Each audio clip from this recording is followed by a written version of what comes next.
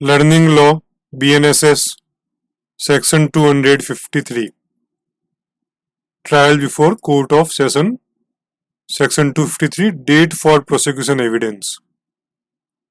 Accused यदि refuse to plead या does not plead या क्लेम्स टू बी ट्राइड या कन्विक्शन नहीं हुआ है तो उस केस के अंदर जज date of examination of witness fix करेगा।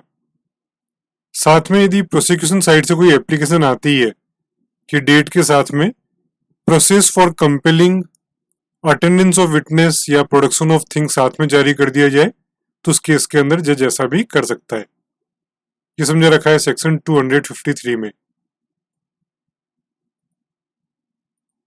एविडेंस फॉर प्रोसिक्यूशन, अब जिस डेट को फिक्स किया है तो उस डेट पे एविडेंसेस लिए जाएंगे, समझा रखा है सबसेक्शन 1 के अंदर। ये एविडेंसेस रिकॉर्ड भी किए जा सकते हैं ऑडियो वीडियो मेथड से। यदि पब्लिक सर्वेंट की विटनेस है तो वो ऑडियो वीडियो कम्युनिकेशन के मेथड से ली जा सकती है, सबसेक्शन 2।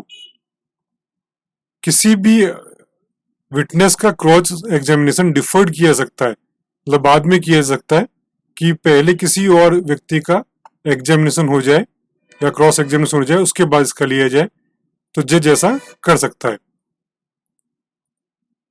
समझा रखा है सेक्शन 254 में। सेक्शन 255 एक्विटल,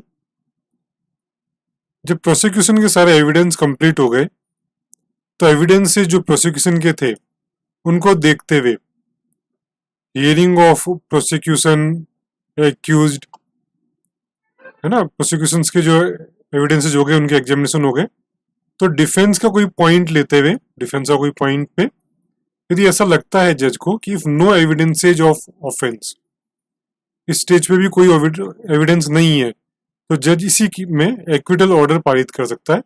इस समझ रखा है सबसेक्शन 255 में। यहाँ पे भी एक्यूज्ड साइड के एविडेंसेस नहीं हुए।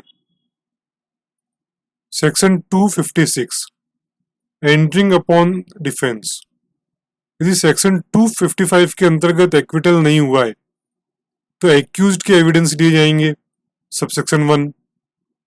यदि एक्यूज्ड कोई रिटर्न स्टेटमेंट फाइल करता है, रिटर्न स्टेटमेंट देता है, तो जज उसको फाइल कर देगा, जो फाइल केस है, जो फाइल है उसके अंदर फाइल कर दिया जाएगा रिकॉर्ड में। Accused application for attendance of witness या प्रोडक्शन ऑफ थिंग्स के लिए एप्लीकेशन दे सकता है।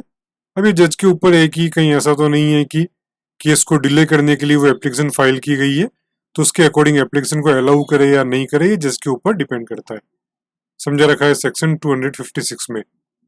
Entering upon defence, finally arguments की बारी आई, बहस की बारी आई।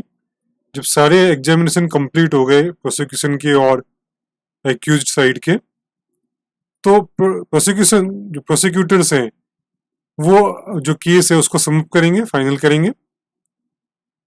उसके बाद में एक्यूज उसकी रिप्लाई करेगा, एक्यूज मींस उसका एडवोकेट उसकी रिप्लाई करेगा।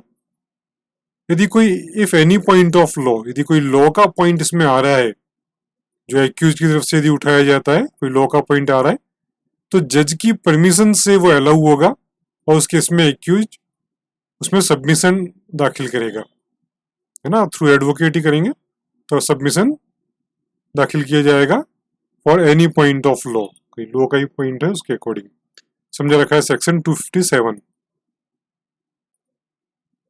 जजमेंट ऑफ एक्विटल और कन्विक्शन, आफ्टर हियरिंग कंप्लीट हो गई या कोई पॉइंट ऑफ लॉ था वो भी सुन लिया गया, तो जजमेंट 30 दिन के अंदर दिया जाएगा, समझा रखा है सबसेक्शन 1 के अंदर।